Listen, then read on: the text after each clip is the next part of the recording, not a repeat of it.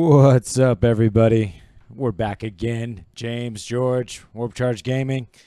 It's Thursday Night Live Talk Show. This is episode 13, dude. We just keep on moving. Time. Yeah. Right. Time keeps on slipping. You know. Holding it down. Yeah, Chris is getting off working on his way, as per usual, jumping in. Speaking of Chris, just had an epic battle that we tried to stream, but will soon be posted in a video here coming soon. It was a apocalyptic epic showdown. I know you got a little glimpse of what was going down there with the board and stuff there, James. It was pretty damn exciting. A lot went down this week for Warp Charge Gaming, really, all in all.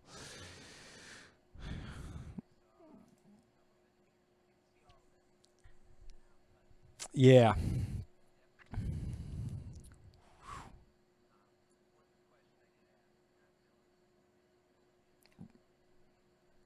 Right.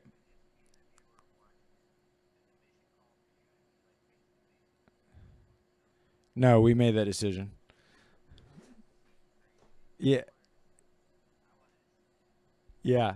Well, when you got that much stuff, it's like you want to get into it, and that's a lot of stuff to move. It really, yeah. And also, I could have made we had a whole 6x4 as a deployment zone, so I had every option to back up. There was enough room that we could have backed up. Now it was heavily terrained, heavily. Which I actually got some pictures here. I'll see if I can show some stuff. First, here's a look at some of what Chris had on the Tyranid side with the super heavies. I feel bad talking about this before he gets here, but man, it was pretty awesome. Here's his Hierophant, his Harridan, double Hero Jewels. This is the first time he ever brought Lehman Russes, because he brought half of his a good portion of his army's Gene Stealer Cult. It was all the bugs, man. And here's a look at what it was up against. You got the Space Wolves, the Imperial Knights, a Warhound, and a big old portion of Tau there. It was pretty evenly split, all in all. I just had a concern there might be echo. Nah, we're good. There ain't no echo out there. But yeah, so there was the two armies. It was Imperium, Tau, and Knights, Space Wolves, the good guys, versus a whole bunch of bugs. Here's a shot of the board a little bit there. So it was we had two 6x4s butted up on the long edge there. And the thing that inspired us doing the APOC game was these giant pieces of ruin you see in the middle. Something we had actually posted some pictures on of some previous talk shows. But man, these things are huge. They're custom made. They're made for a game called Bolt Action, which I'm not super familiar with, but I think it's like a tank style game. But they're really inspiring pieces of terrain, and they just scream apocalypse. I mean, look, inside of one of those buildings, there's 5 knights and or 4 knights and a warhound. The Archon, the Forge World Knights on the outside there. Which, if you look closely, I might be skilled enough to do a zoom in live here.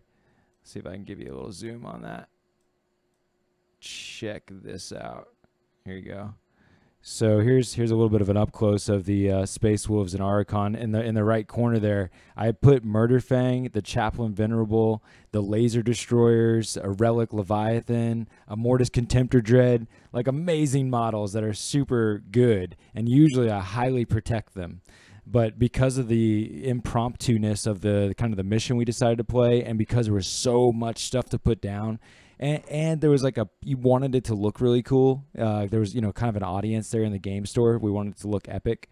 And so I just put those poor, beautiful Space Wolf guys out for their death there. He lined it up with here's a small shot of it. I don't even think he was done deploying here yet.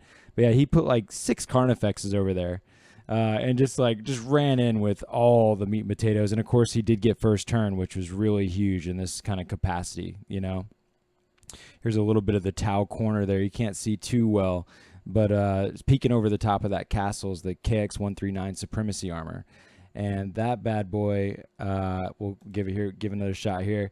That guy in the top left, he was the MVP. And we kind of called going into the game that he was going to do that.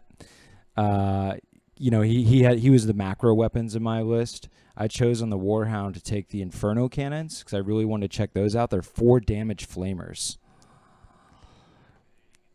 Yeah, he did not get used because I did not go first. He was definitely the target. Another cool thing with the Warhound is that he has Titanic void shields. So he's actually has he as his profile degrades, so does the quality of his void shields. And when it starts off for like the first 15 wounds, he has a 4-up save versus even mortal wounds. So it's a void shield that even protects versus mortals, which is kind of neat. But yeah, didn't get to use him, didn't save him, and unlike a normal knight with its Titanic feat, it has a type of instead of just doing minus 2 AP D3 damage, it does 3 damage automatically with minus 3 AP. So definitely a beefcake. It was pretty much a lot of bloodshed, and the mission was, like you said, it was kind of a unique one that played a role. Let's see if I can scale back and show these buildings again. Shh. Playing with camera stuff. Yeah, the mission was all about those giant buildings I showed you a second ago. It was to see who could hold them at the end of the game or blow them up. So there was 3 of them. We had this crane over in the side, which I'll show you a shot of that. So the crane was just another cool piece of the game story that, again, motivated the game. We're like, I want to use that crane. I want to use these 2 big buildings. So the crane and the 2 buildings were fortresses we used from the stronghold assault rules out of the main rulebook. Gave them 30 wounds. This is from the stronghold assault rules, but 30 wounds, toughness 10, 3-up armor save. And toughness 10 is hard to deal with, man. Like, I had all these riptides, all these riptides and stuff, las cannons, still 5s to wound that thing, So the only thing that could hold it down was the macros on my KX-139. What ended up going down is Chris did overtake the board with the Tyranids. He had the board control, he had the bodies, and going first, because I had drop pods, I had guys coming in from reserves, but because he went first, he got to charge up that middle and was able to deny me a lot of entry from the rear, from the backside, etc. And I just could not hold these buildings, so I had to end up blowing them up. The last 2 turns, I blew up the middle boards.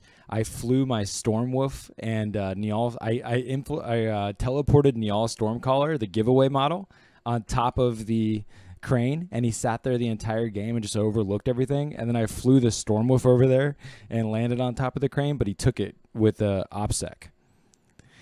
So we ended up. It was crazy. So we ended up washing out on the objectives because I blew up 2. If you blew up the buildings, they were worth 5 points. If you controlled the buildings, they were worth 10 points. So it was worth a lot more to control them. And I blew up both the center 2, which gave me 10 points, and he controlled one, which gave him 10 points. So then it was all about kill points. For every 500 points was worth 1 point. And then for every character killed was worth a point. And I ended up winning by like 2 or 3 character kills to take the whole thing. It was nuts. We both had about 5,000 points left on the board at the end of the game. So that's a spoiler alert. Sorry, I told you after the fact there, but we're going to post that video. You can check out and see what went down. There was some wildness, what died first. It was super fun at the game store, man. Battlegrounds was an awesome host. The internet thing was, I'm glad that we discovered it now versus later kind of thing, because we definitely want to stream some events there. So it was nice to kind of have the low pressure and see what's up beforehand, Yeah, man. Yeah, man. So that was big. That was big. That was awesome. Yeah, it wasn't in my favor. It was literally the Townar in the backfield holding it down. Yeah.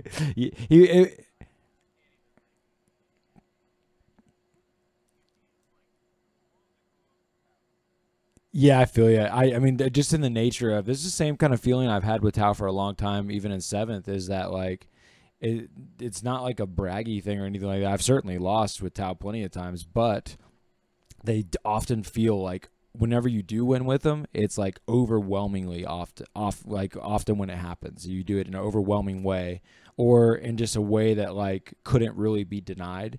And in this case, the Taunar, the KX-139, it had hiding behind that castle. It had like freaking 12 drones all to itself. Shield drones are disgusting. I think shield drones are one of those annoying rules that Tau have that make them feel like super OP.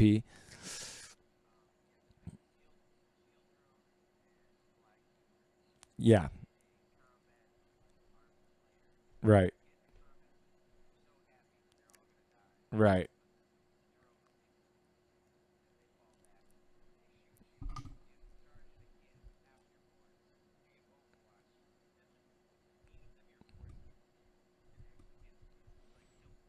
right. Yep, that's about right. Yeah.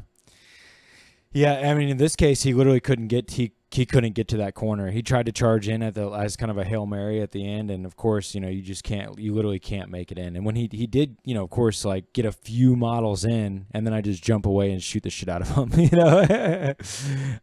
So it was gross. And then Chris also didn't realize that macro affected buildings, and that's how that's how I took the buildings down for sure. Without macro, it wouldn't have been possible.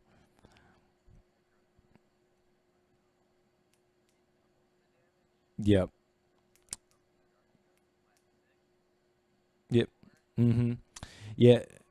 It was putting out because it does 6 automatic shots. It's not even D6. It's just 6 automatic shots from the pulse ordnance gun there. Now it pulse ordnance driver. Now granted, it is a 2,000 point model, but the 6 automatic shots, I was doing an average of 24 to 40 wounds. On one turn I did 24 wounds. On another turn I did 32, and on another I did 40. Yeah, 30. Yep. Yep.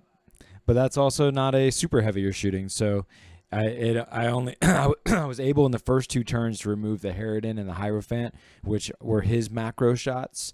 And it was also crazy because 72-inch range literally was out of range several times in the game, which was a fun feeling. Yeah, his Hierophant, I could. It was neat. It was neat. It was lame though too because I took the Borkan sept on the Tau, so I had an extra 6 inches to my heavy. But you know what? Never mind. Because an interesting thing is macro is another weapon type, different than it's not heavy. You have your heavy, your assault, grenades. There's 5 other weapon types, and macro is the 6th. And it is so like even though Borkan sept adds 6 inches to heavy weapons, that would not be a macro weapon. And also macro you can't overwatch with. Keep that in mind. Yeah. Right. Yeah. Is it really, you think? Yeah. I can believe that.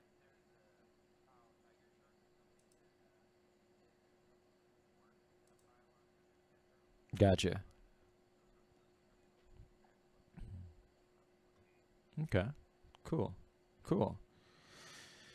Well, dude, there's been a lot going on. I mean, I could just start ranting and raving about all the things that have been happening. You got anything particular that's on your mind that you've been got going on? Got your orc you've been painting up here?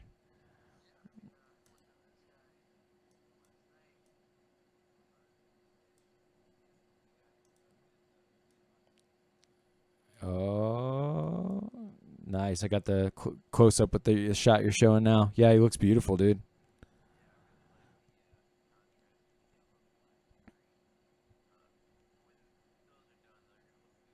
Yeah, yeah, for sure, for sure. Oh man. Okay.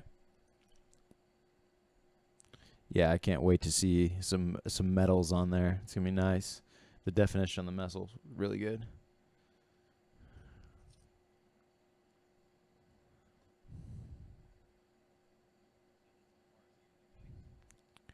Cool.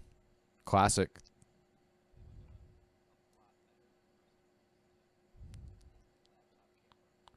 Mm-hmm.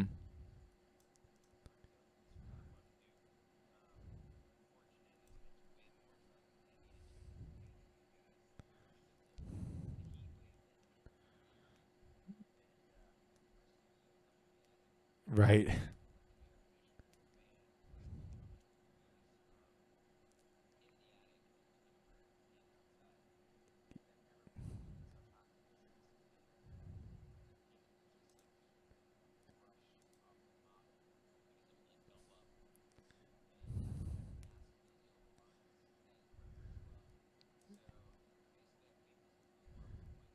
Really? Here, I'll check out this close up.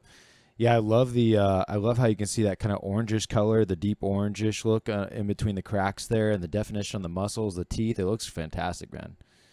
I can't wait to see I can't wait to see the axe done up, the armor. Is the armor's going to be yellow though? The armor's pretty much already done. Yeah. There's that chain. Yeah.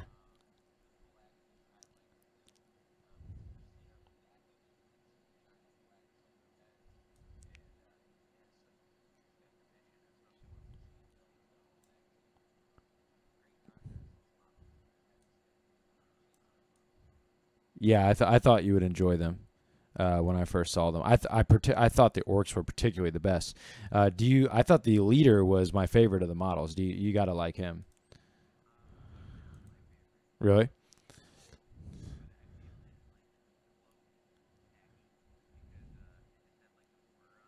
Yeah.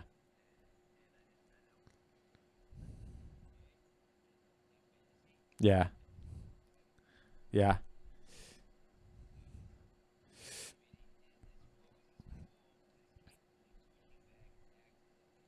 Mm. Interesting.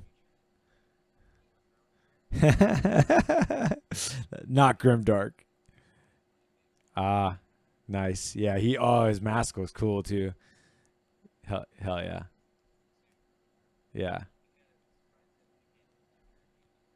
Yeah, yeah.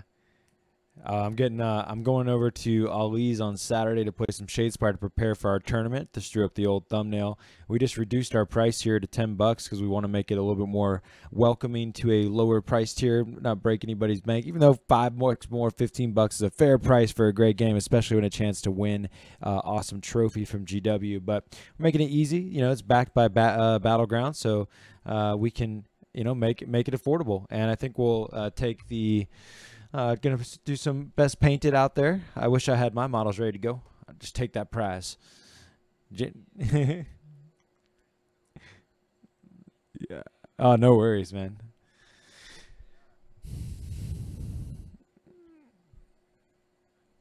Yeah. Yeah, it'll be cool to. I like having even like I brought the Space Wolves to our Warp Charge Gaming Battle in the Warp back on June 24th, just to show off in the Crystal Fortress case, which Crystal Fortress is one of our sponsors. So big appreciation there. They make awesome. No, no worries. Oh,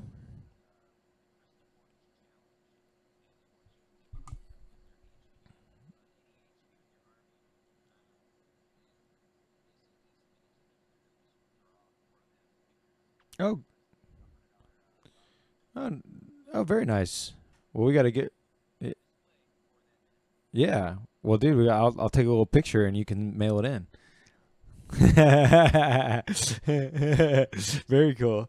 Well, good luck to anybody out there. Speaking of contests, we have a giveaway going on right now. I don't got the thumbnail lined up right here, but it's just on our homepage, the very first video. It is. Oh, I think Chris just joined us. What's up, dude? We probably got to pull him into the chat here. You get, yeah. There you are, Chris. What's up, dude? Hey, man. Good. Dude, I couldn't withhold the excitement. I already jumped all over the yeah, nah. Nah. Not true. I put not true. I actually did a lot of blaming the KX139 for being a cheesy bastard.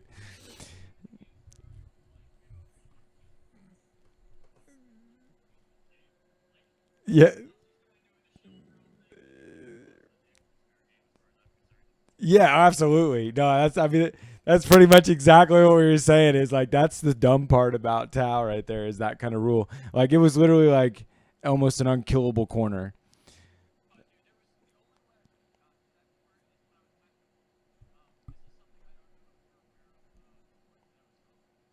Uh huh.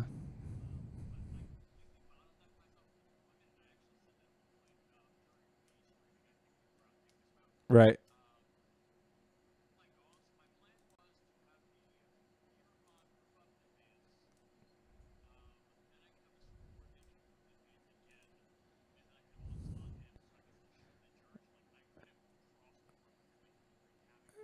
Right.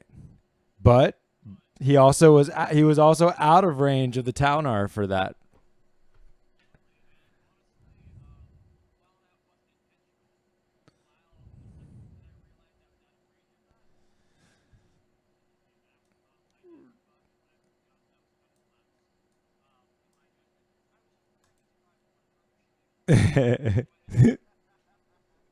Yeah.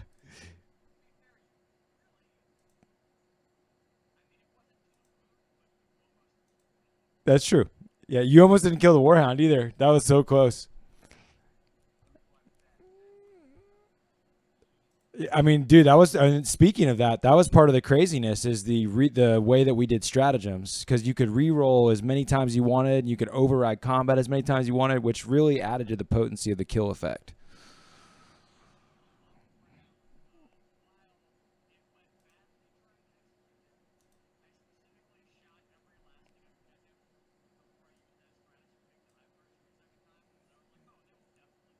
Right. Yeah, it was pretty good. I think if you may have done it, I don't even remember, but you almost popped that thing with your gaunts. Uh,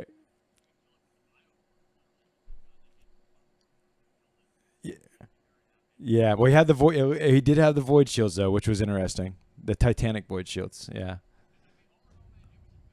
yeah, it was.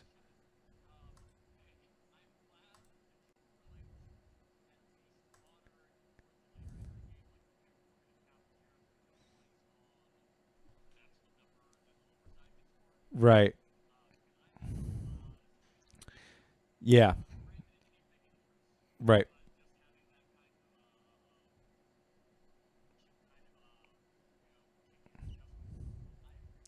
Yeah, I still think that we were pretty damn close in character count, but yours were a hell of a lot squishier and and a lot more required to be up in the mix.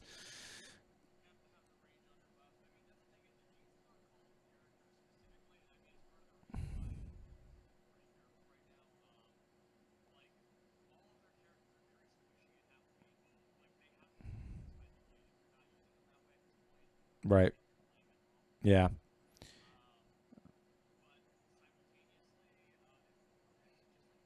Yeah. Yeah, I'm excited. I was thinking about earlier too. I think that's I've enjoyed doing the tactical videos, and I think that those have done well for us. We've got a Tau tactic video, a it's a Thousand Suns demon video, and these are just like almost an hour long, just straight tactic breakdowns of me just ranting in front of the camera. And I was thinking about you doing one, Chris, for the Gene Stealers, and me doing one for Orcs and Space Wolves, and I got really excited. Yeah, because those always go really well, and I feel like they add some good value to our friends out there that might be checking us out. Because we get some nice comments of people that really enjoy those. So I look forward to busting. I only really want to do a tactic video to something I'm hella passionate about. Because that's the only way that I'm gonna like have these rules like memorized and ranting about them.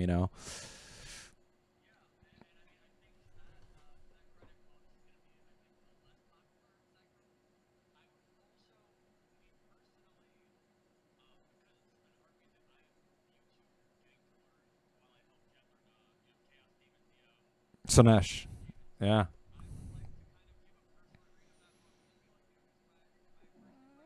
Sure. That's something James had mentioned. Part one, part two is a great idea, and that's how I did my Tau one. I'd only done like the book was only out a couple weeks, and I had played. I managed to get one tournament under my belt with it. I'd done several games practicing, but still, it was a fresh. Literally, by the time the video was posted, like only a couple days later, did I have a whole new like thought process. Same thing happened with the Thousand Sun video as well. So, it's tough to put down your ultimate thoughts because we're constantly rehashing ideas and trying to come up with more creative solutions and whatnot.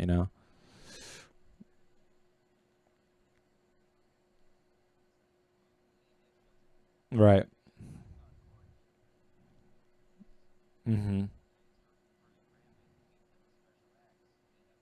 Sure. And like that's where it's all just about wordplay. Because like if you were doing a video and you definitively said Night or like Corn Demon Princes will never have a place in 8th edition, then that's not as good of a way as like right now. I really don't think they have a good place that I can see. Let me know if you have any other thoughts or comments out there to help us better understand why we should take a Corn Demon Prince. You know, and that's what I did in my video too with the Tau. Is that when I made the video, I could not see any other sept beside Tau sept making the most fundamental sense to the most competitive list design. I still pretty much feel that way.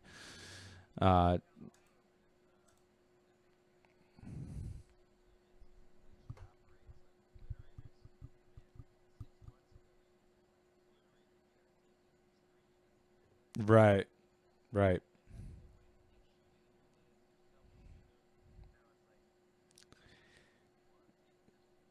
Yeah, yeah. That video would be almost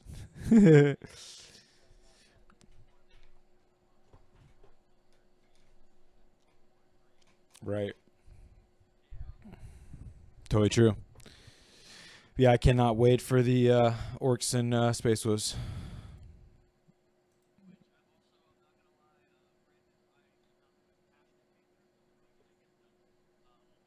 Yeah.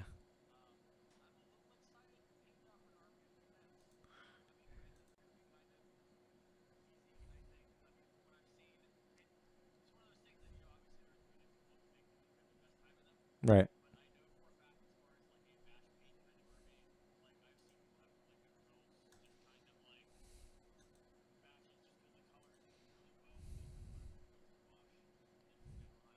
Oh, totally, man. It's gonna be tight.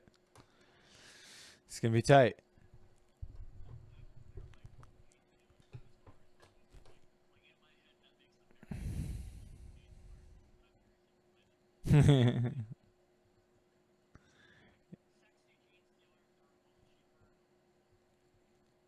Yeah.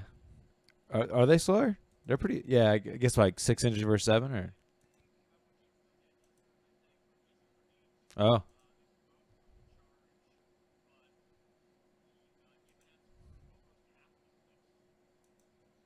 Yeah. Oh. And I don't mind that. And you can also summon them. Yes. All these things. She's gonna start kicking your ass, son.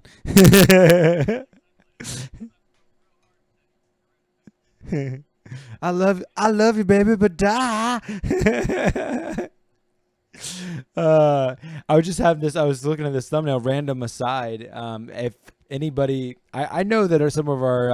I know there's some people that enjoy these live talks, and the people that enjoy these live talks probably watch other of our content. So hopefully you noticed that we started posting some tabletop simulators, made a new playlist, and we've been showing the videos that we streamed on Twitch. And we went ahead and saved those videos because Twitch only holds them for a short amount of time. So you guys might start noticing us. Yeah, yeah. We started posting. We downloaded them from Twitch and posted them to YouTube to kind of immortalize them before they went away, kind of thing. Yeah, it's cool, man. Uh, Yeah, nice, nice. The yeah, it's been fun to post those. I posted our best one so far. I have the 2 vs 2 with Tumby from New Zealand. That was cool. Uh, yeah, I miss Tumby. Hadn't seen in a while. Haven't seen War Magic in forever either. Right?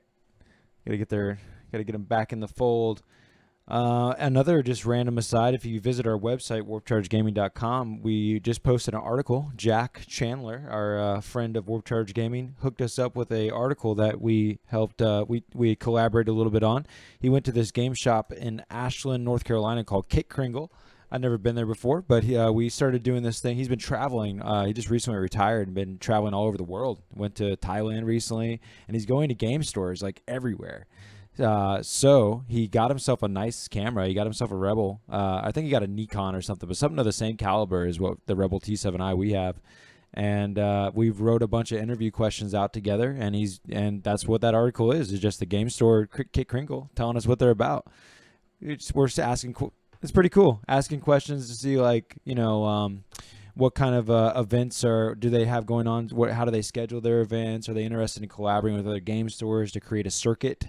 I'm really interested. A big goal for Warp Charge Gaming, at least on a personal level, is to be able to network as many different game stores and kind of communities within our area as possible, and stretching that and infiltrating to the Illinois, Wisconsin area, and James and Matt representing your guys' hood. But as much as possible, I want to create a united front, for in our areas of influence. Oh, was that oh, cute. She wants the tournament scene to all come together as a giant community, right?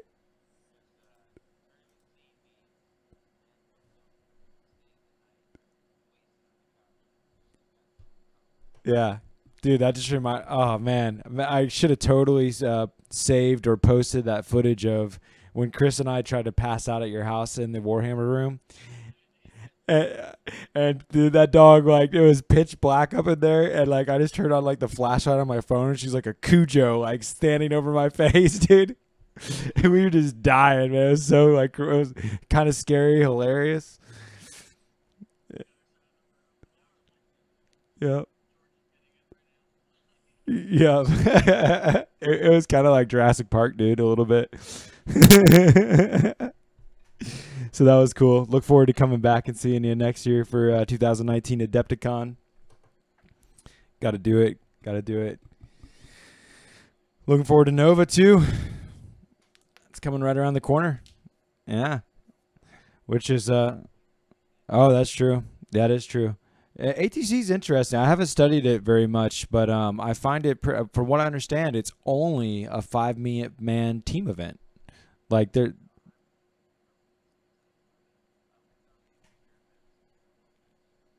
Oh, I'd say so. Yeah. Yeah. Right.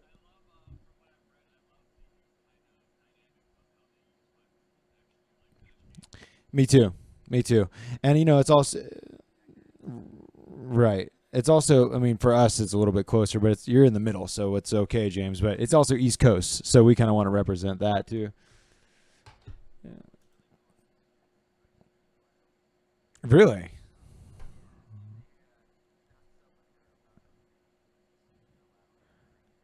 That's impressive. I really.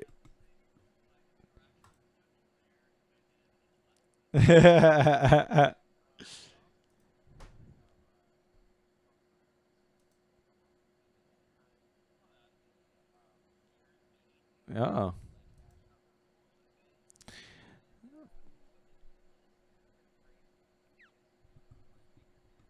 Yeah.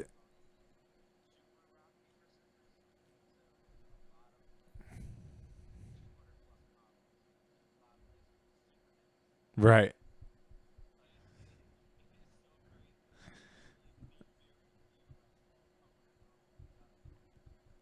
Yeah.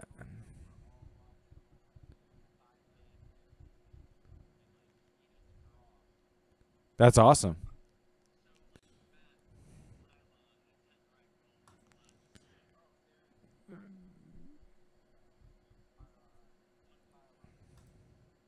Yeah.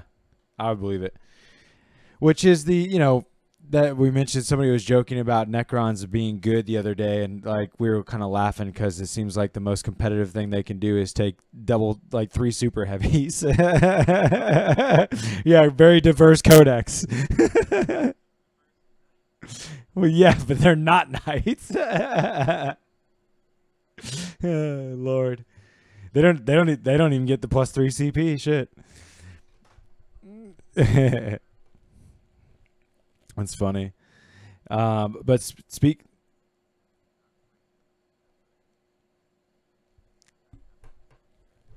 Okay, that seems to be the other popular run. Just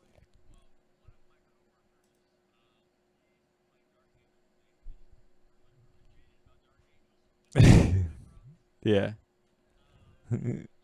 yeah.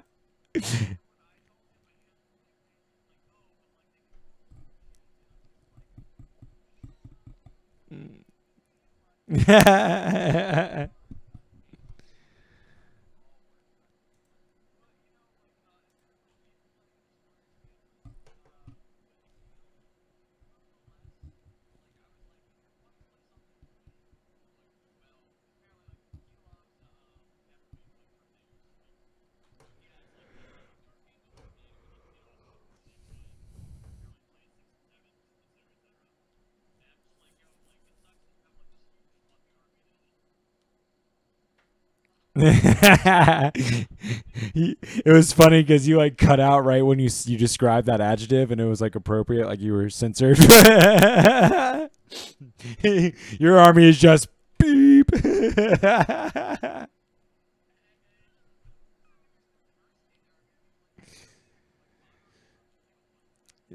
Right.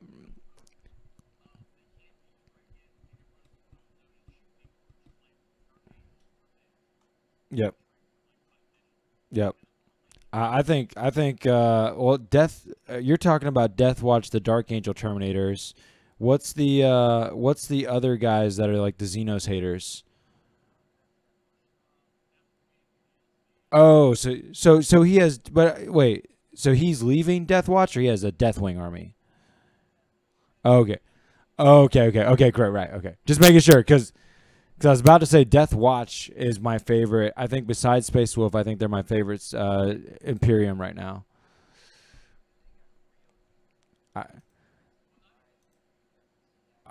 I, beyond that, I just love the fact like all the different shoulder pads that you can take a biker or a Terminator, all these different kinds in one unit. That's awesome. Go ahead, Chris.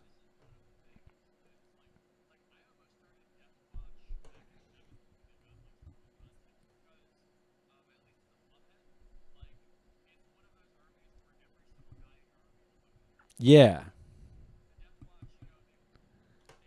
yeah, it's awesome.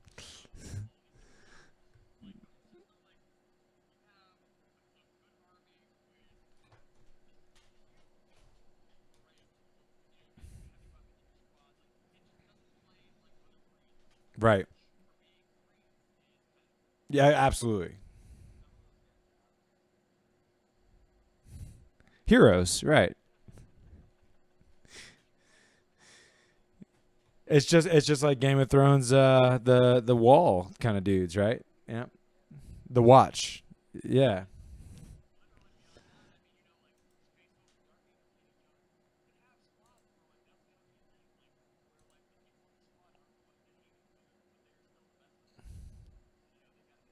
Yeah. I think they're tight. Yeah, and they got unique flyer transports. Cool.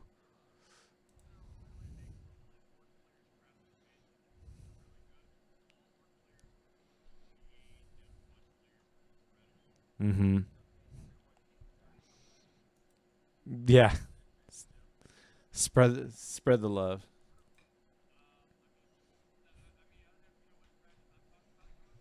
I forget. I think it's something like I can't. It's something like cuts my distance down. It makes me not be able to charge, run and charge or something. Yeah. Right. Auto hit weapons. Yeah. So it's like impossible. Yeah. Yeah. It's all right. I'll just bring a bunch of flamers. It's fine.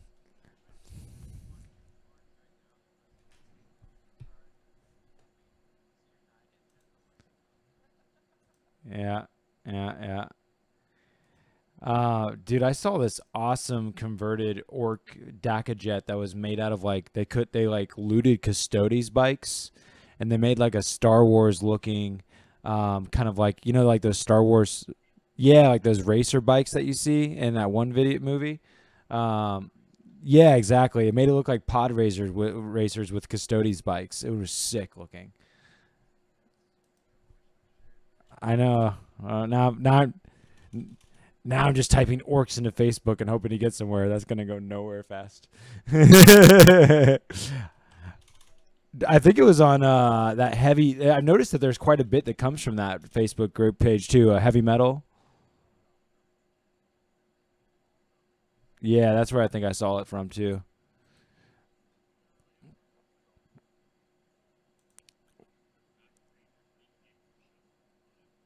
Yeah, yeah. There's that white metal something or other, white metal games or something. They post some good stuff too. They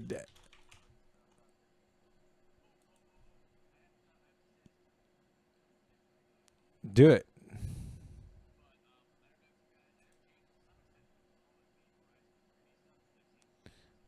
Ah, ah.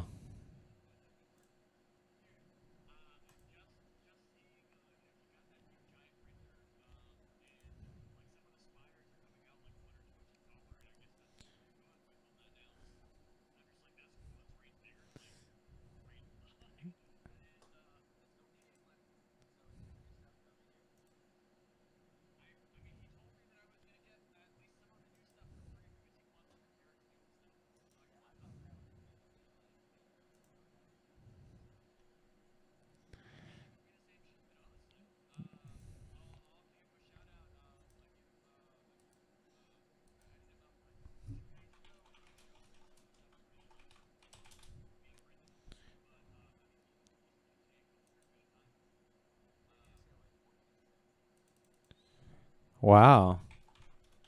That's pretty wild, dude. He's making like little resin plastic babies, dude. He's like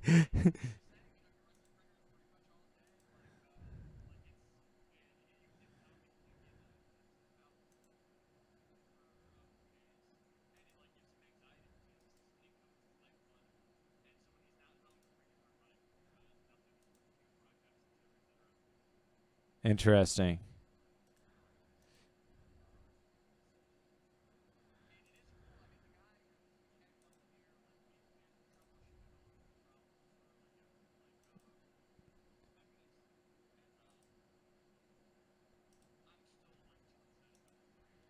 Right. I was about to say, man, like, yeah, there's things we need to grow to. Right. Yep. Yep.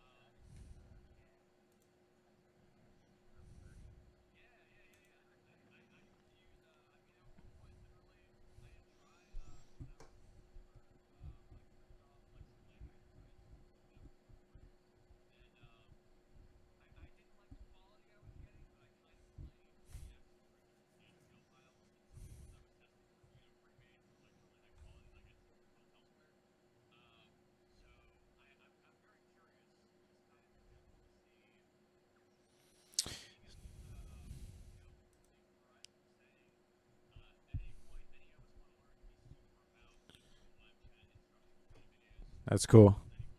Man, I think that stuff's. I mean, really, that's another one of those type of technologies that's changing our world. You know, we're talking about 40k, but I mean, that's literally like giving people. I mean, I was gonna go off into a tangent about. Yeah, yeah, I was about to say give them limbs and whatnot, but I was watching a video on last night that was about this lawsuit that went down that these guys won for printing plans for guns. They were literally like they could make an entire gun from scratch, and they had yeah, exactly. They're yeah,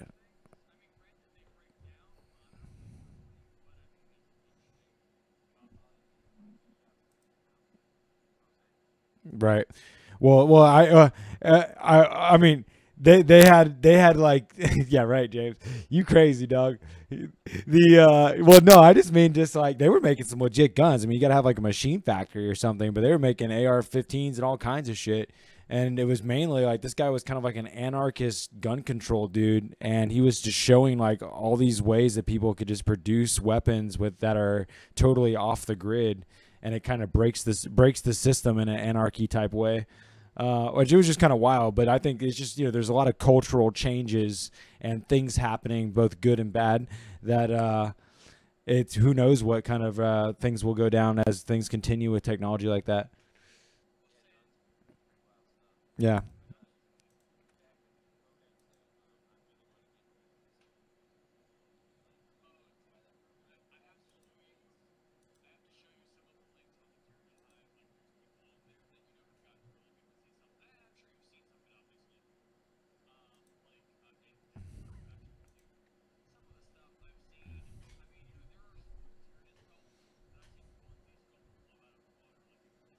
Wow.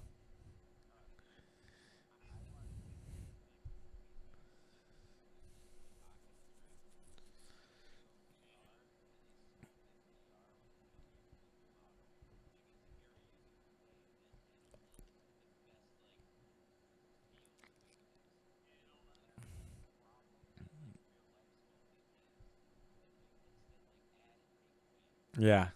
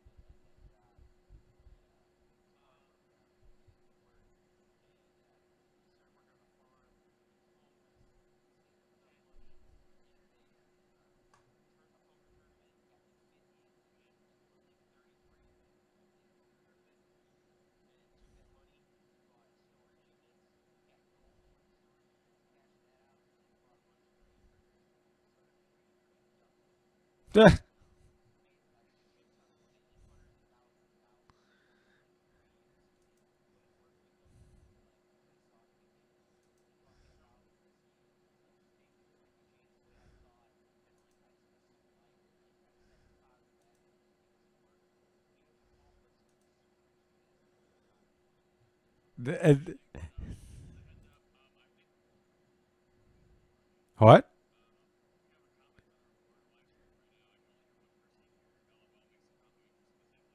Oh, that's terrible. Oh, it looks like it's just me. Oh no, a whole amount of time with you guys not being heard. I know this talk show got wrecked then. Look, I know. Here. Hold on, I still don't even have you guys. Son of a bitch. 1 second. I don't even have you guys in here yet. System audio. Audio by chance? Nope, audio screwed. No, Uh, it's live from us, not being recorded. all right, so now the audio is Son of a on. bitch. And I really appreciate. See, this is why we need people to comment, Milo. I'm so glad that you did. Dude, Milo's the man. We've had four people. Yeah, we've had four people watching like for a good hour almost. And Milo's the only one with the heart to say something. Milo, you are my hero, and we suck today. Today we suck, sir. Well, you know, there was some interesting things said. Those moments where I was sitting there in silence, just kind of staring. It was good. It was good. It was, in summary. You should tell that story again, James. That was like 5 seconds ago. We were talking about 3D printers. We're talking about special terrain. You know, my face really Shout red. out But Verizon 3D guy. yeah, Shout there was stuff Oh, said. man. Nothing matters at all. Dude, all I know is that Milo rules. Dude, Milo is the man, dude. Can we send Milo some dice or something? We need to. I think that's the move. We're going to get some dice. Milo, you need to get some dice. Dude, thank you. Well, you know, we do this live talk show every Thursday, in case you didn't know. And this one's primarily about what I have to say. Yeah, George had things to say about tournaments and things. Yeah. Hey, one thing you could show people is our packets up. We could at least talk about that. We could timestamp. This is the moment we talk about the packet for the fucking whatever the fuck our tournament's called. Here's a flyer. Here's a flyer. Battle in the Warp doubles. It's the ongoing tournament here in Richmond, Virginia, held at Gallery 5. It is a doubles event. We just finished the tournament packet today. I'll jump Dude, over it's there. live. It is live. I'm going to jump over there. warpchargegaming.com. So, George, I'm super excited for our doubles event. Yes.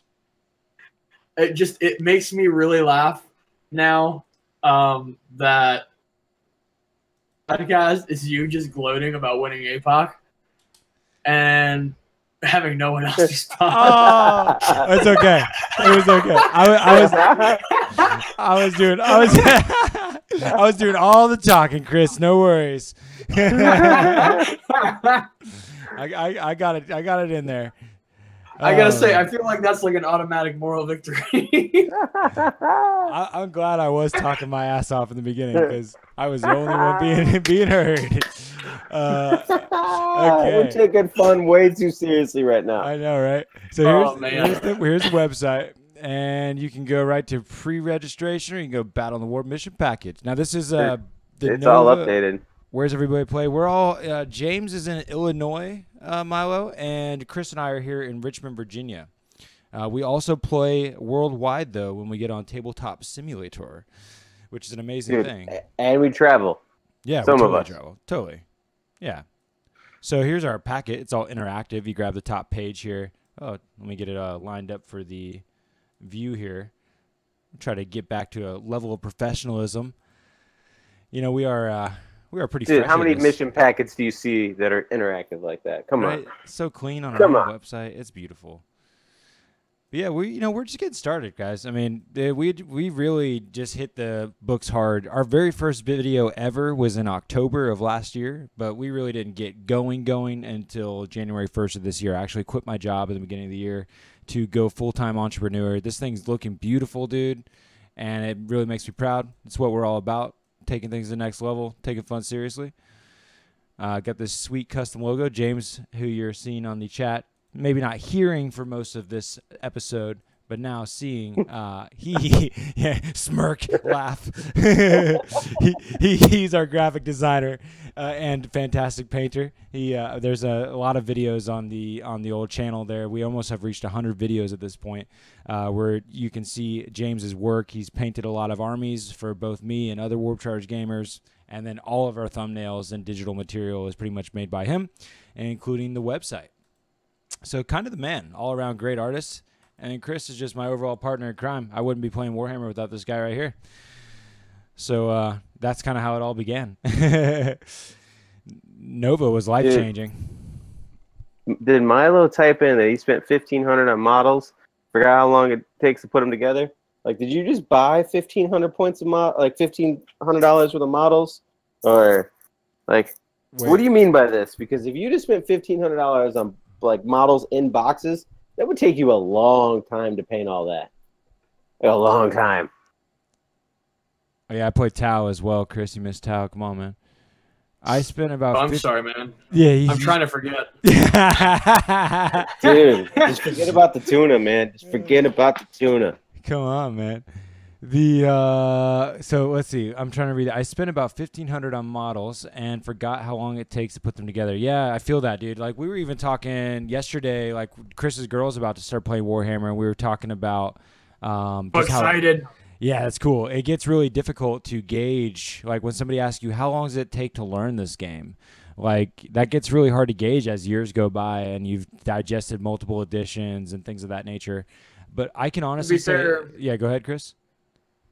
People have way different aptitudes in picking stuff up. I mean, True. like, I feel like the average gamer that's interested in stuff like 40k is at least moderately good. But like, I've had friends that I've tried to get into 40k that still have 40k models that I'm just like, yo, why are you not understanding this? Right. Myself a terribly competent player. Yeah, and Chris, that was 4,000 points of wolves. About that, yeah. Not 2,000 points of wolves. No, I know all about dropping that amount of money on stuff, Milo. So no shame there, man. Like, I've done that multiple times actually, and now I'm just digging myself out of that muddy hole. I had to paint all that, and I still have some of it sitting over here waiting for the codex. Yep, So and exciting. I can't wait to continue to remind James of how excited I am about the display board that is eventually coming soon. Dude, I'm excited about it. I literally have just a couple more Eldar things for Ali, and then it's display board time. And then I get to work on my own army. That's always fun. Yeah, Speaking James. yeah. project you're interested in. If not, don't worry about it. Dude, But, I'm always interested in projects. So I want to take, after I get the set of high fleet terrain, I love the model. After I get this. Dude, this model is so cool. I'm sorry to interrupt you. I'm just like all over the place today. Good. After I get the high fleet terrain painted up, I'm going to order another set.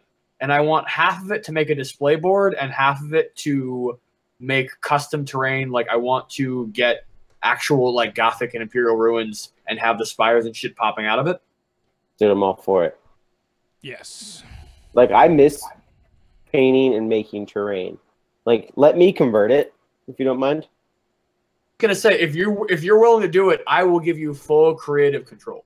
Dude, can we like splurge a little bit and get like lights and like ultrasonic like foggers? Yeah. That's all you can say to that, Chris. Don't even. Yes. Hell Like, dude, yes. if you're already gonna drop the dime that it's gonna cost to get like another full set of terrain and then another full set of terrain just to chop it up to make only one full set of terrain, like to do all that, like you might as well go the extra mile so that you can play like a glow game, like you can actually have like the dawn of war, like started at night, like how there used to be night fighting, like have LEDs and shit, and then like ultrasonic foggers are so awesome because they use very little water. Oh. They don't wet everything, and they create fog without any like dry ice or fog machines.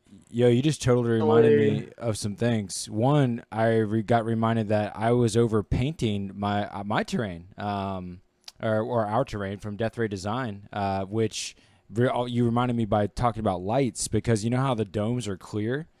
We're gonna put lights in them, dude. It's gonna look awesome. Dope. Yeah. That'll be cool. What kind of lights are you doing? I was figuring like some red lights, little red lights inside, just like inside the dome shining down, so it has like a little aura effect. It's gonna look sick. For any type of gameplay, I always recommend LEDs over type of other lighting, just for the sheer fact of battery life. Oh yeah, LEDs all the way. I mean, what is this? That's certainly true, as well as like bulb burnout, like you know. Yeah. Screw that. I'm trying to find a quick picture of a work in progress on this Death Ray Design terrain. It's gonna look so cool with the lights, dude.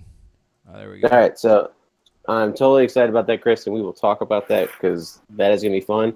Because they make some really cool like piping kits that you can like put into buildings where the fog can go through.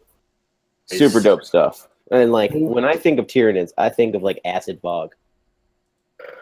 Fair. I mean, if I would love like if I get the display board set up, I mean, it would be glorious to have like a digestion pool, you know, like a water effect, something where it's, you know, like this goop and, you know, spires and just all the like general creepy crawling nastiness that is. Yeah, dude, I want to do like fucking Starship Troopers style. Yeah. Like super cool. But back to this really cool model. He is my Noise Marine champion. He's a aspiring champion that I converted by putting a power fist, a plasma gun, one-handed, and on the back he has a Kami Melta. He has all these weapons just because he's my what you see is what you get, like plug and play champion. But me and Ali were talking about Noise Marines and how cool they are when they die, they get to shoot again, and I mainly use them to like snipe out characters. Well, I totally forgot about the extra points I could spend towards a Kami Melta. Like, imagine dropping that on a character unbeknownst to the ability. Right. Yeah. Dude, and most of the time, like, I'm within that 6-inch range. You get that 2d6, pick the highest.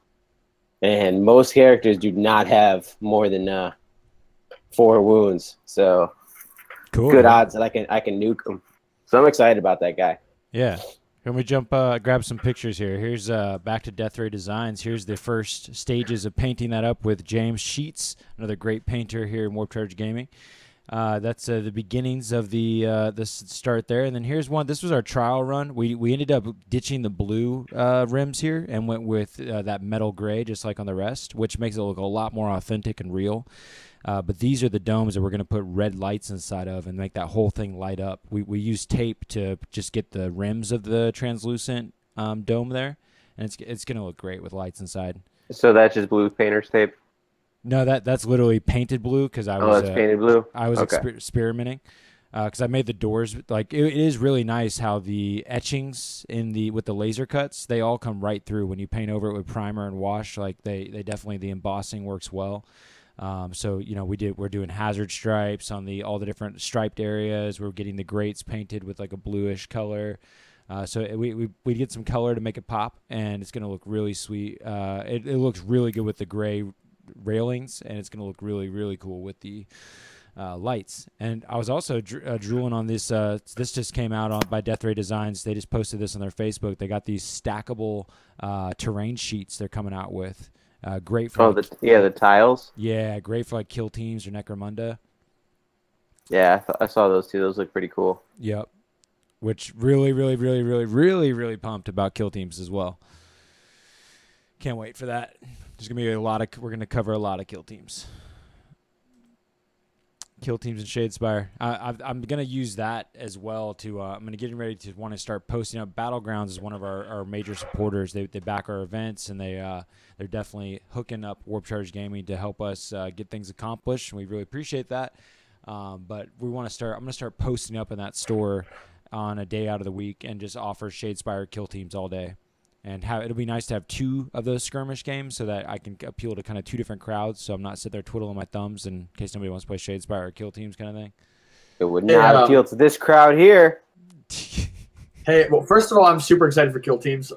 Sorry, James. But I'm excited for the terrain. Terrain looks awesome. Asking when's that Daemonkin Codex coming out? Dude, I wish, man. Milo, that's a salty, salty thing in my wounds. In James's face. Oh, man. I was a Khorne Demonkin player. That was my first and only army going in from 7th to 8th. And they squatted them. There's no more Khorne Demonkin. There's just demons and then Chaos Space Marines. But James was what? The rank #1 Demonkin player in 7th edition? 2017, yeah. Yeah, #1 in the world. What do you mean, Milo? Yeah, Milo thinks the Demonkin book is out already. I mean, not really. We have Death Guard. There's Chaos Demons, but Demonkin never got re-released in 8th edition. Yeah, we got Death Guard, Thousand Suns, and Chaos Space Marines, and then Demons. But we do not have anything beyond that for Chaos. And it's super sad because I miss my Blood Tithe. Yeah. I would love to see all of the Chaos flavors get a book. That would be certainly a very dynamic range to see. I mean, even like I was talking to Milo, like Emperor's Children and World Eaters Codex. I want to see those really bad. I'm not gonna lie. I think I want to see them more because those are the 2 like Chaos factions I enjoy the most. I mean, Emperor's Children was almost the faction I started. The only reason that I'm not playing Emperor's Children today is because Tyrant got a new model, and I walked into that game store and was like, "Oh, I'm playing Tyranids." Dude, do you have these? That's all I'm asking. Which ones? Put them on cam, George. I can't see. Dude, where did George go? I literally just lost it. Well, we're here. Oh. Yeah, you guys are totally here, but I hit a button and it went to shit. But dude, I got these blast masters with guitars just jamming out my hand right now. I'm holding up to the camera.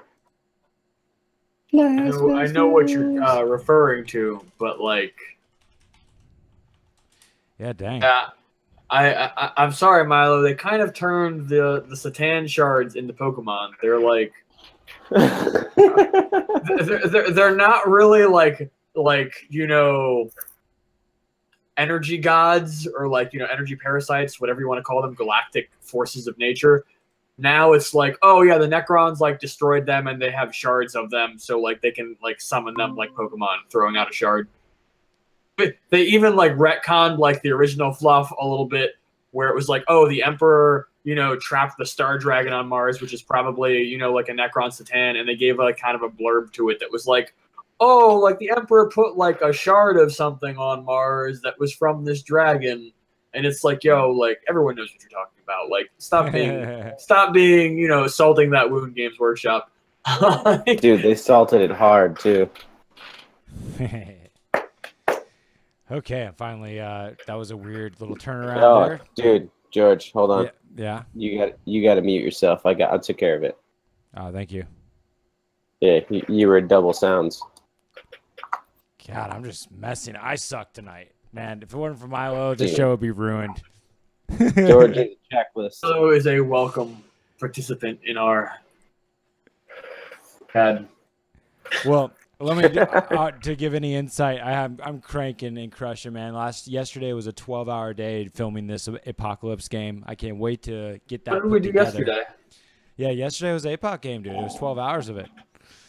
Is that what happened? Yeah, I told all about it. Luckily, it was just me talking because you wouldn't have heard anyone else. Well, I wasn't there anyway, so it really was just you talking about it. Yeah. But that happened. So 12 hours yesterday, and then I've just been crushing. I have 2 major sets to perform at this festival next weekend called Transformers, and I'm really pumped. I got some prime slots. We just locked in a mega sound system.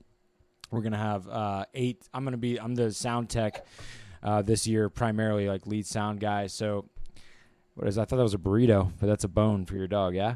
Yeah, no, she wants to play really bad. She's like literally over here like crying at me if I don't like play with her. Milo said he tried to tune in, but it was too long. Yeah, Milo, it is crazy long, dude. But yeah, I'm gonna fast forward that thing, or I'm gonna do some fast forwarding on the movement phases. I'm going to try to chop it up and get rid of any dead air, and I still think it's going to be a long-ass video. I could just time-lapse the whole thing just so you have the visibility of it, but I feel like I still want to have the game be able to be watched. I was going to say... You got to know what's going on. Yeah. We're watching on YouTube. If you do the cleaned-up version of it, I mean, you can go into the settings when you're watching a video on YouTube and like increase the play speed to like 1.5 or 2.0 times. Yeah. I only mentioned that because I got really excited for APOC when we were gearing up to play, and I watched a few APOC battles, and that's literally what I would do because I'm not going to sit there and watch them hash through every little motion. But like at like 1.5 or 2.0 speed, like watching APOC isn't that bad. It's cool. I mean, it's just playing that APOC game got me thinking about how we could improve, because I mean that's a tricky thing to film. Like I was sweating, running laps around that board trying to capture every unit, and James was making a funny face. And I was just thinking about, man, how much our videos could be improved by a camera person. It would be so nice to have someone dedicated on the camera to make sure we get those close-up shots and be able to roll, It's hard to like stay on top of what comments are coming through and line up the camera and play the game. I'm constantly having to ask like, who are you shooting again? It's challenging.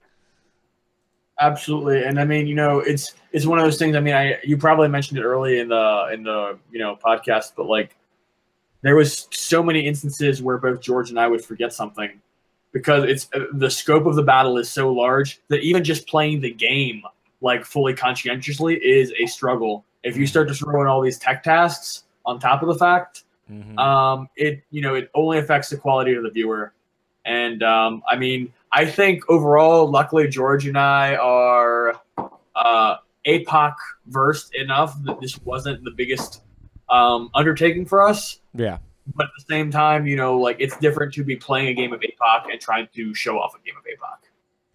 Yeah. I mean, like when I was watching back in the preview, even though it was some stuttery lag time, it's those still shots when you're focused on the side of a building for like 5 minutes and you're not even meaning to be. You're not showing the models anymore. You're just playing the game and letting the camera sit in a spot that's not even entertaining to watch. It's those kind of things, and that's what separates. When you watch mini wargaming or these other highly edited videos, they have a stop and go technique with these handheld camcorders. We're attempting to use like zooming in and zooming out and using a tripod. But the handheld camcorder lets you a lot more readily turn on and off. By the fact that we're using multiple cameras, it means that we can't turn on and off 3 cameras simultaneously for an easy edit. So we're trying to do this live stream thing, and if we could have clean shots, because the video shots are kind of what tells the story. Just like a movie or something. You gotta zoom in on the guy talking and then back up and zoom in on the next dude. I see a puppy. Dude, she really wants to play. Oh. She's licking my face and my ears. Oh, it's like looks just like my dog, just way bigger. Way bigger. Oh, she took away the headphones. Well, it's been an hour 10, man, but man, we had like 20 minutes of just me going. All I can say is that we're just getting started. Like I mentioned earlier, we've barely been doing this. I do not mind a few glitches here and there, and we humbly go live. Milo's like part pity. No, she's full-fledged pity. Yeah, man. So the pity party up in here. We have plenty of our raw moments here on WCG Warped Charge Gaming, and we just take fun seriously. Yeah, and don't give a just fuck. Have fun. Just taking it seriously enough to build a channel. Exactly. Take everything seriously, especially fun. So I mean, this is where we are. Yep. Go to battle on the warp doubles. That's all I gotta say, and you'll see how fun we take seriously. Did Milo tell us where he is from? Milo, where are you from at, dude? You should come to either Nova or, even better, come to Warped Charge Gaming Battle on the Warp. Doubles. It's featured on Best Coast Parent app. So, Chris, who's going to be your partner? Still, I'm very down to play with anyone as far as it goes. I want to know. You should make Carson be your partner. Like, force him. I'm down to play with Night Rants. I'm gonna harass him. Alberta. Just take the pylon. Milo's out in Canada. That's very cool. Canada. Yeah, nice. They realize something goes into effect in October. Very cool. I am actually, I'm actually kind of interested to hear that Milo's Canadian, not because of Milo, but because I feel like the Canadian gaming scene is one of the major areas that I'm familiar with. It's a big country, dude. A podcast I tune into every once in a while. I think it's Can Hammered. But what are do either of y'all know what the major events are out there as far as like GTs and stuff? I don't. We should go to Canada. Yeah, it's called Nova and Adepticon. Yeah, we have to. We got to go to Canada, and we got to add that to our list of like, okay, George, you're going to Scotland. Yeah, well, I need somebody to go with me. You got to go to Scotland too.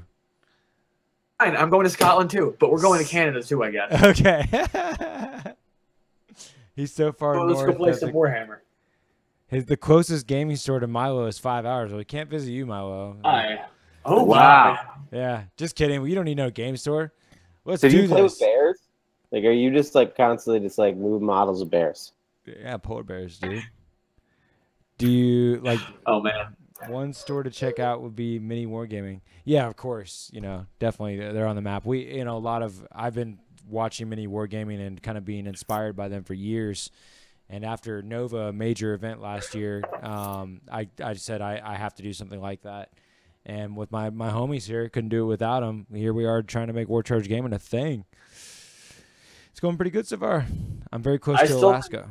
Okay, cool. What's up, Chris? I still think it's very cool, functionally, I had the instance with both a manager and actually someone else today that I work with who follows gaming streams of being, I've had people recently that I work with, start to friend me on Facebook, and they're like, they see just because of, degrees of association, it's just gaming thing. They're like, yo, Chris, what do you do with, what is this? What is it? It's like, oh yeah, we literally have this streaming content service. And, we do gaming, and, at first, even Mike, one of my, he was like, dude, you need to go to this Gallery 5 tournament, they have an open bar, it seems like it would be right up your alley, et cetera, et cetera. I was like, yo, that's our tournament. Yeah, of course we're going to be there, yeah. Damn right. In fact, I will be up at 4 a.m. preparing for that tournament, sir. You go to hell, boss man. Factly. Yeah. I better see you there, sir. Yeah, be there, be square, man. I was talking to James. I had to share some financial content with James today that I have to correspond back and forth this venue. Everybody takes the game store approach, even no matter if you have a lot of gaming in your area. I know that in Illinois, Wisconsin, there's a lot more of the bar situation, but it's usually more of a sports bar-y, right? I mean, Yeah, dude, going to a bar on the 21st. It's going to be exciting. I mean, that's one level up. The event that that's inspired by what we're doing here, but even on another notch, because this is more than just a bar. This place, it has so much atmosphere. Gallery 5, it's a museum art gallery, a piece of history, one of the historical buildings here in Richmond. And when you're inside there, it's a magical place. Like, the lighting's awesome. There's a PA and sound system. We project onto the wall. It pretty much is an open template to build whatever kind of event you want in there. A super sick stage. It's all blacked out, so you're super zoned out when you're on it. Like, you're really in the focus. And we put our top tables. To me, yeah, go ahead. Like, I feel it's like the kind of building or like ruin that you would see a troop of Harlequins do like a show in. You know, like, it's it's fitting. Like, it's theatrical. Yeah. It's kind of like high ceilings, vaulted, kind of like almost a little Gothic on the inside, if you will. Totally. It does well with 40K. I like the venue. And right down the street from the Gore Bar. But just getting off on the subject of, like, it takes some effort to go that extra mile. I mean, the venue, like, literally has to make money to be open, and we're the money makers of the day, and we're only going to do that by support from our audience. But to be able to have a bar, have a great environment, have top table on a stage, we can't have nice things if we don't support it, guys.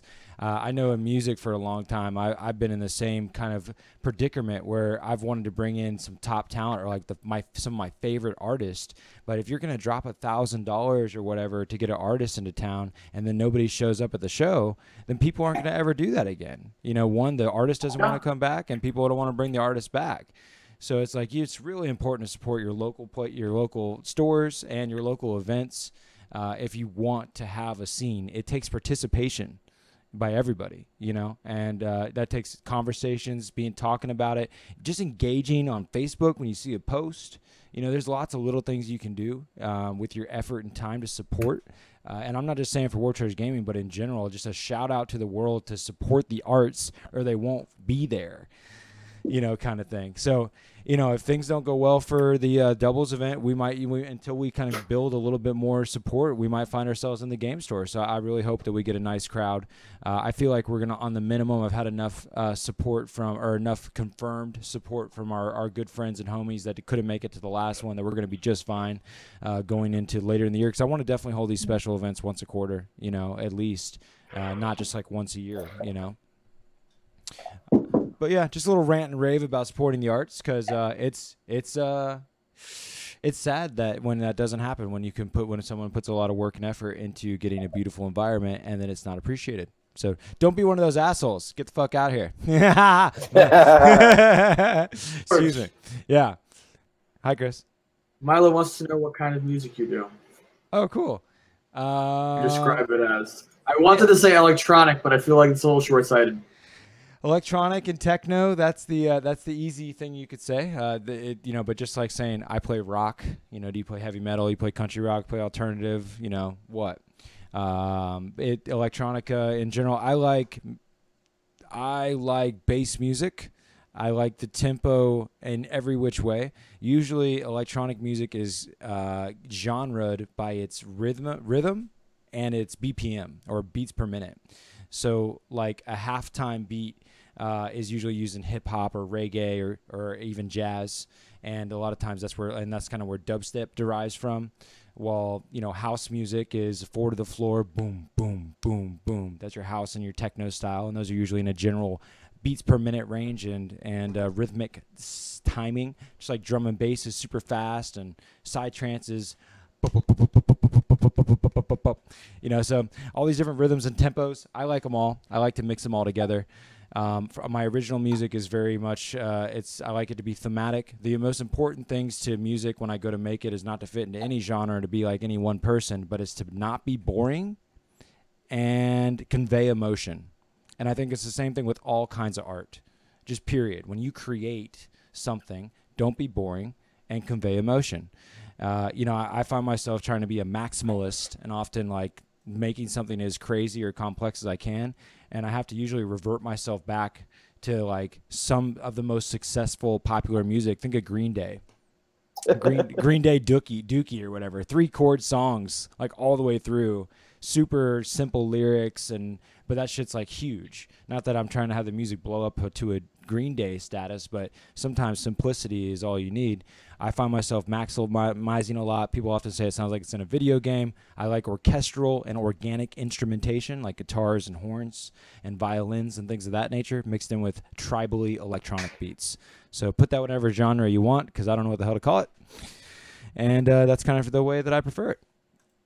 Sorry for the long answer, but that's what I had. James like, cool. I mean, that's honestly, at least, you know, like I very much appreciate musicians and like artistry. Like I'm actually going up to Strange Matter on Tuesday to just listen to some music. Nice. But you know, freaking, it's interesting to see. I think kind of like it's almost the same thing like listening to James talk about like painting things, like, you know, like the level of like the passion and the meticulousness that go into decisions and choices. They fascinate me. But I can show you something. That being said, I'll go ahead and post up. Here's my SoundCloud with my original tunes on there, and then I'll go ahead and post you a DJ mix that I did recently. I was at a Burning Man style festival. It was a regional East Coast burn called Ignite last month, and I'm going to another one next week called Transformus. It's actually the 10th time I've been to Transformus, and it's where I met my wife almost 10 years ago. Slay was going to say, isn't that where you met your wife? That's cool. Yeah, like, yeah, sure. Speaking of wives and 40K, how about that other channel? I was about to say Chris is teaching his girl to play. I keep wanting to crack a joke like, you're gonna have to marry her, dude. She just gotta wear real low cut shirts and only play on lower tables. Like I brought the idea of, you know, like doing streaming content with her before, as far as, you know, just like any kind of like entertainment kind of like gaming and other stuff, because I mean that stuff, you know, it sells as far as like promotional. Yeah, you guys should break down the Slanesh. Yeah, shut up, Jay. What I saw last night, I was like, oh, that sells. Yeah. Go to 2 minutes and 16 seconds. It's etched into my brain. We're talking about some other channels out there that may or may not use their lady folks to be able to promote their channels extra further by putting them in low-cut tops and things of that nature. Let me know if you know who I'm talking about. I don't even think low-cut tops. It literally is a bikini. They even say the best part about this video is my wife's wearing a bikini, and we're going to show it close and personal. And don't forget, you can subscribe to us for $99.97 a month. Or a year or whatever. It's like, dude, that was a sales pitch. Gaming. Yeah. We're in the Bahamas. Oh. Where we have a Dark Eldar. Dude, that literally was the most selly outish thing I've seen in like 40K related gaming. And I was just like, I don't know if I'm like offended by this or like want to clap about it. Yeah. I was definitely like it was a slow clap of like, well, you went there, dude. Yeah, that's how I felt. Yeah. And if she's okay with it, you're okay with it, then hey, let's share. That happened eventually. But you know, like, hey, you know, I mean, good for you guys. Good for you guys. Yeah. Boobs. Oh shit. Well, on that note. Wow. Woo, real laughing out loud here. Yeah, for sure. Yeah, I think we've, you know, generally covered things. You know, James paints every Wednesday. This time it was some Shades by our Orcs. We got Death Ray Designs, a new stackable terrain. We got Event Horizon 3D or 3D Horizon. Is that what we got, Chris? What are they called? 3D. Horizon 3D. Yeah, cool. It's James on that picture. I like that. That's James. He's painting Death Ray Designs Forgotten Outpost bundle that we got hooked up for our Battle in the Warps tournament, which now is coming up to be the doubles event here on August 12th in Richmond, Virginia, Gallery 5. Don't miss it. We just posted this week on our Facebook a summary video, because you can watch the entire like 9 hours of gaming streamed on our channel if you want to watch the long play of all 3 events. The winner of the tournament was a Knights player. He even has an interview at the end of the second stream, or you can watch the summary video that I put together, which I was proud of. Did a little bit of work on our secret project with Dark Bunny Creative that I can't tell you about, but it's going to be really cool. Started posting Tabletop Simulator virtual battle reports. We had an APOC game, and we're soon to post that up in the post side of things. We did an article on Kit Kringle, a game store in Ashland, North Carolina. We got a Shadespire event coming up July 28th. Doesn't ever stop. There's so much going on with Warp Charge Gaming. There's a giveaway going on for a y'all. Stormcaller. We even talk about other dudes' wives' boobs. Oh, about that happened. That was this week. Speaking of other dudes' wives' boobs, George, I'm not gonna lie. I was tempted yesterday to be like, "Yo, you want to go down on some Age of Sigmar 8th edition?" What?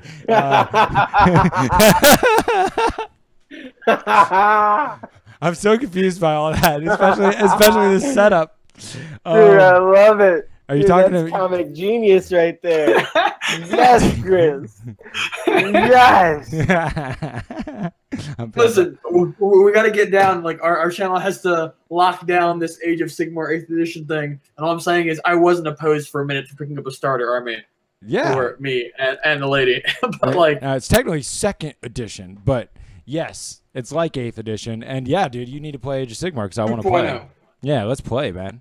That's next up coming on the channel. It was interesting that when we were at the game store, that was a consistent conversation that the clerk was having with the customers that were walking in. They were saying, "What's going on over there?" And every time he would pitch what's happening, he would always say, "Yeah, they're really, they do 40K hardcore, but they're also into branching out into other games." He was kind of like looking to appeal to each customer that walked in to let them know that we were going to play other games as well. I think diversity is important. And that, also really, I think it's a feel for, like, not just the fact that, like, oh, maybe they're going to cover something I'm playing, but, like, I mean, there are people I know, especially because I've seen other channels talk about it, like, the board game boom is real. Like, oh, yeah. There are so many Kickstarters and board games out now True. In this last few years, to the point that it's even hard to...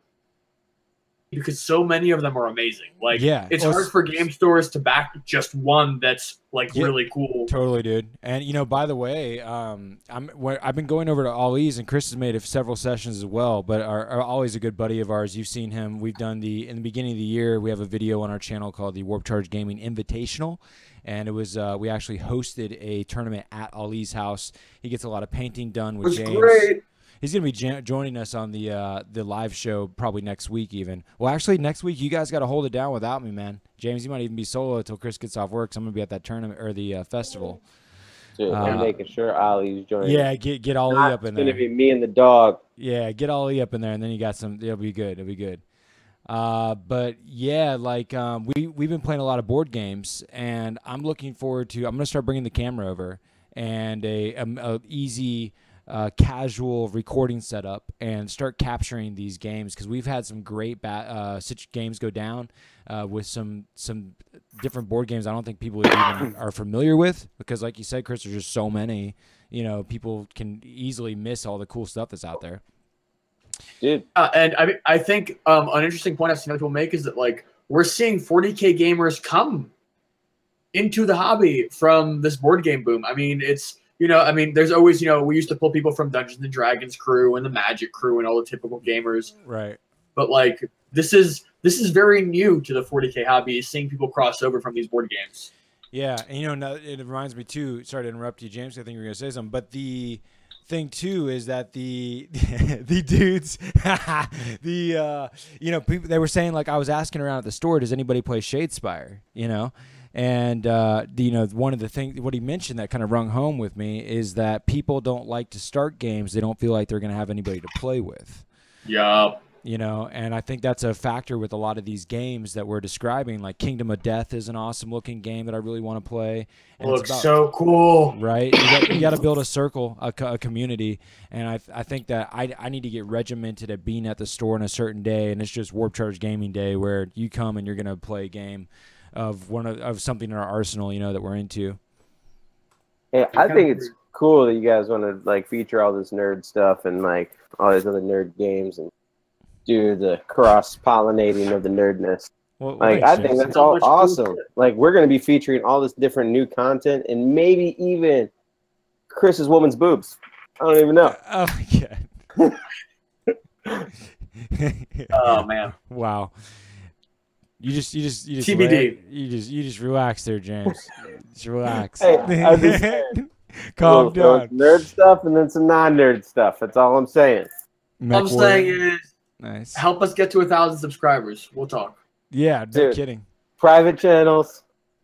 Yeah, that was a part of today's, man. There's been so much going on today. We had to fight the distribution battle. We use all of my original music in our videos, and when you put stuff out either independently or through a label, that label then goes through a distributor, who then puts it out on all these different medias like iTunes and Amazon and whatever. And there's little robots in the net, and every video that you upload to YouTube gets siphoned through this content listener, and if it finds any matches of the music in your video, it'll get flagged for copyrighted material. And it doesn't necessarily like get you in trouble. It just means that if there's any monetization made off of your video, then the other company gets it instead of you. And in addition, they can opt to put advertisements in your video that you may have not wanted to be there at all, that they just get to reap the benefits of. So it's all kind of interesting.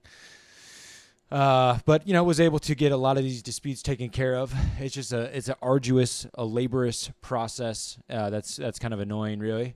But all part of the fun of discovering what it's like to stream and have a YouTube channel. If you guys ever are curious about just technology and that kind of stuff, I'm super passionate and interested in how we can improve our own workings. Dude, let him tell you about a power cable, man. He'll go on. Oh, you want to talk about the International Electrotechnical Commission? That's been tonight. Like, subscribe, follow on all the different platforms. We are having a tournament of Shadespired in July. We have August doubles coming up.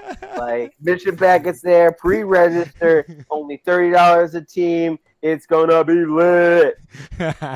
You got it, dude. That's it. That's pretty much what we got for this week. We'll see you next Thursday. I'll be out of town, but these guys will hold it down for us. Chris, James, appreciate you guys. Put the power spec conversation in the Spark Notes of this episode for all of those that are interested. Well, all you got to do is look up the International Electrotechnical Commission. It's all on Wikipedia, guys. All right. Yeah. Well, I do want to say thank you, Milo. You rule, man. Thanks for letting us know about the sound. I wish that we had some other commenters. You guys are a bunch of wimps for not commenting. Milo, you rule. I hope you win the giveaway. Besides Ice Wolf, who is another good homie of Warp Charge Gaming out there in the Netherlands. I know you can win, Ice Wolf. Good luck. Niall Stormcaller, he's out there now. Don't be a loser. Sign up for the giveaway. It's free. Keep taking fun seriously. Cheers, everybody. Beep.